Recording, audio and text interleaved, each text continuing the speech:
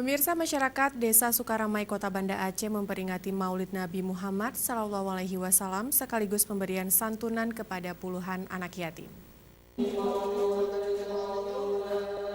Seperti tahun-tahun sebelumnya, Kampung Sukaramai tetap menggelar kegiatan peringatan Maulid Rasul. Memasak kuah belangong dengan kari sapi dan kari kambing masih menjadi tradisi yang dilakukan warga setempat. Untuk pelaksanaan kenduri Maulid, warga juga menyajikan aneka hidangan. Ratusan masyarakat Kampung Sukaramai dan tamu undangan dari kampung tetangga berbaur bersama menikmati kenduri Maulid. Selain tamu undangan dari desa sekitar, panitia peringatan Maulid Nabi juga turut mengundang para muspika Kecamatan Baitur Rahman dan Muspida Kota Banda Aceh.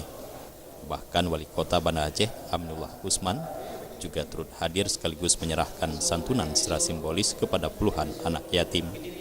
Kepala Dusun Gunung Kemala, Kampung Sukaramai Bakri SI mengatakan, kegiatan peringatan Maulid ini terselenggara berkat kerjasama yang baik antar warga setempat. Seluruh hidangan merupakan dari hasil swadaya masyarakat dari setiap dusun. Baju buluhu di sini. Buluhu. Ya, buluhu. Karena orang Aceh bilang buluhu blower. Ya. Sejarahnya kan. Ya. Jadi akhirnya setelah Indonesia merdeka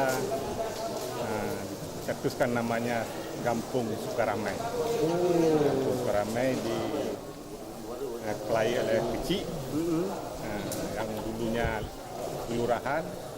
Setelah berlakunya kanun menjadi Kampung Sukaramai yang dipimpin oleh seorang kecil.